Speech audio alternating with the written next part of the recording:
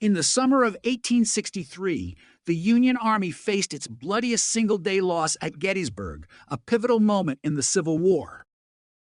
1 month later, Confederate forces suffered their first decisive defeat at Gettysburg, turning the tide and reshaping the nation's future.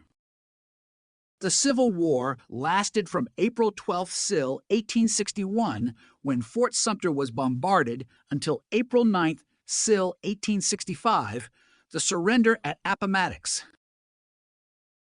By 1860, the United States comprised 33 states, 22 in the North with 22 million people, and 11 in the South with 9 million, including 4 million enslaved. The Compromise of 1850, the Kansas-Nebraska Act of 1854, and the Dred Scott Decision of 1857 each deepened the sectional divide between free and slave states. Abraham Lincoln, a Republican opposed to the expansion of slavery, won the 1860 presidential election with 180 electoral votes, prompting Southern secession. South Carolina seceded on December 20th, Sil, 1860. Within months, 7 more states joined, forming the Confederate States of America under President Jefferson Davis.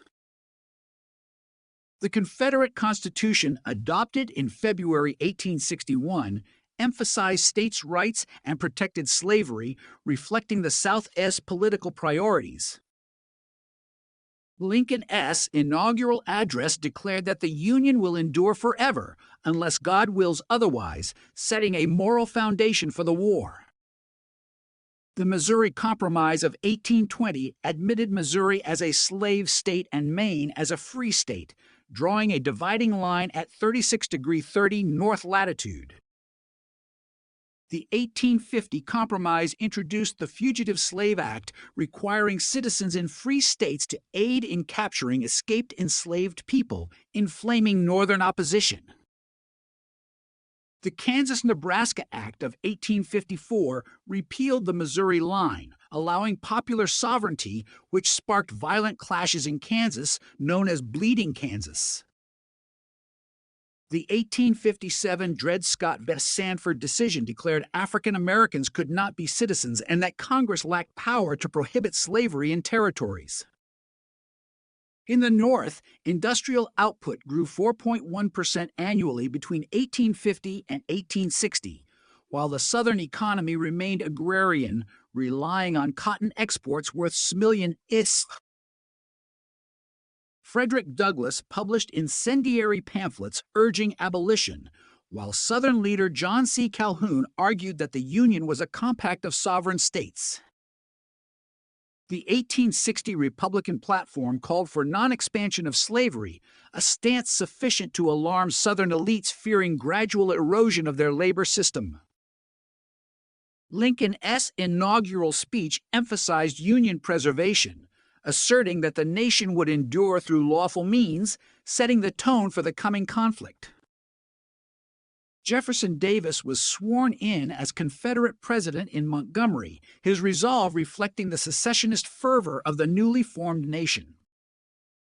The secession declarations, Confederate Constitution, and Lincoln's address collectively demonstrate that the Civil War arose from verifiable political events, not mythic causality.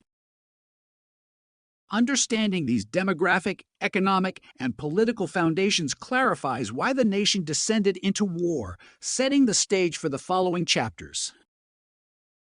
The Missouri Compromise of 1820 admitted Missouri as a slave state, Maine as a free state, and drew the 36°30 latitude line to limit future slavery expansions. The compromise balanced power, granting the North a new free state while preserving Southern representation, temporarily easing sectional tensions across the nation. The Compromise of 1850 introduced the Fugitive Slave Act and admitted California as a free state, attempting a fragile middle ground on slavery as expansion. The Fugitive Slave Act forced Northern citizens to assist in recapturing escaped enslaved people, inflaming abolitionist sentiment in free states.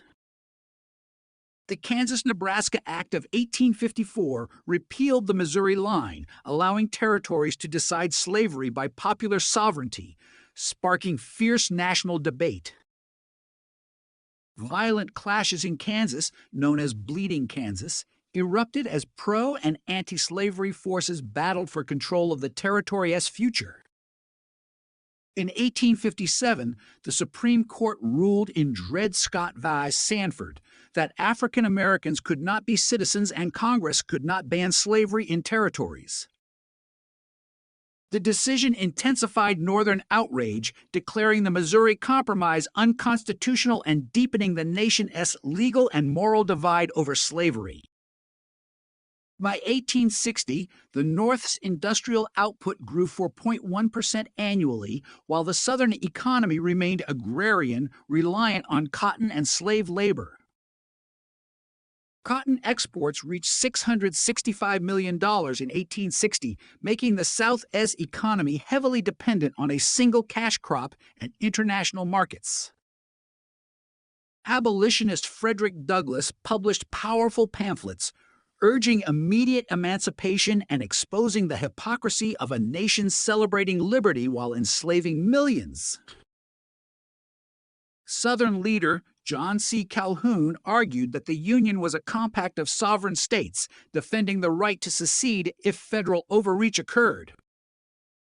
The 1860 Republican platform opposed the expansion of slavery into new territories, a stance that alarmed Southern elites fearing gradual erosion of their labor system.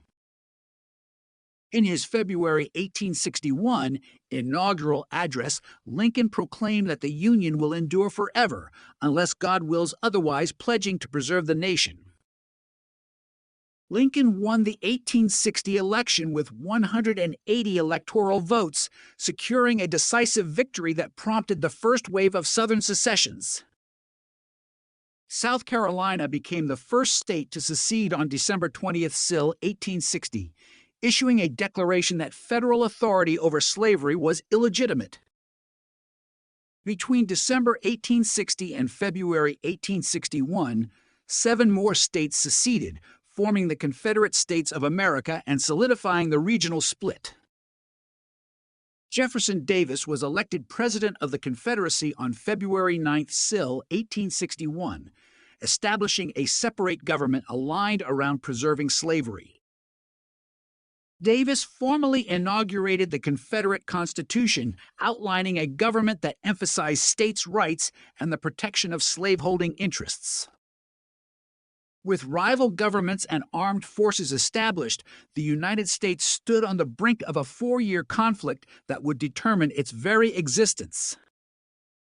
At dawn on April 12, 1861, Confederate batteries opened fire on Fort Sumter, igniting the Civil War with the first exchange of artillery. Union Major Robert Anderson returned fire, holding the fort for 97 days, symbolizing the North's resolve despite initial disadvantages throughout.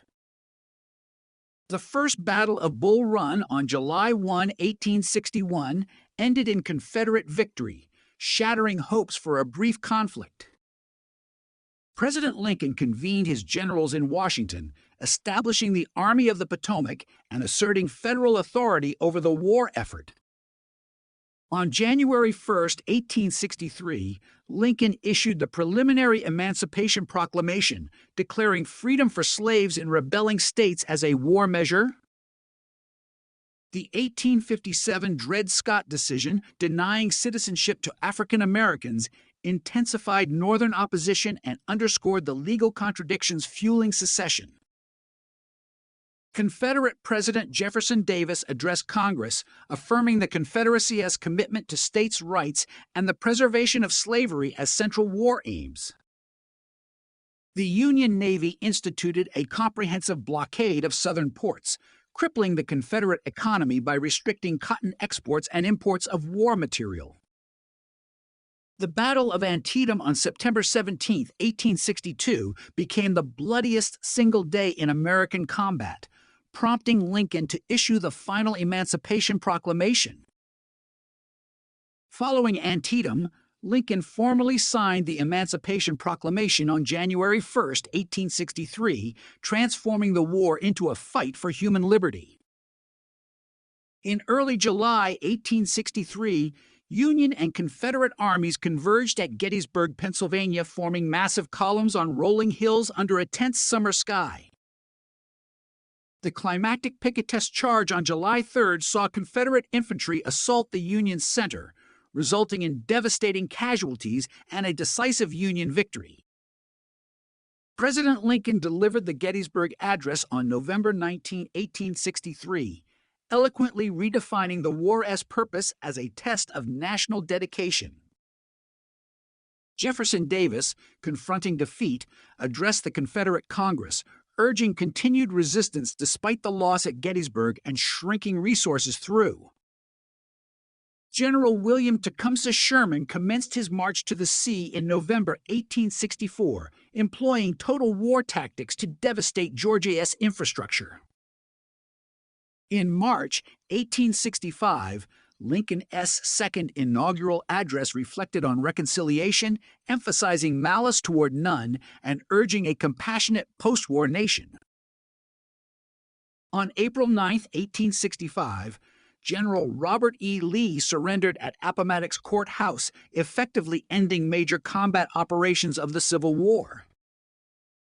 Just days later, President Lincoln was assassinated at Ford's Theater, shocking the nation and casting a somber pall over Reconstruction. The warless end ushered a turbulent Reconstruction era as federal troops entered the South to enforce new civil rights and rebuild governance. By 1877, the United States emerged reunified, its flag flying over a healed nation, marking the lasting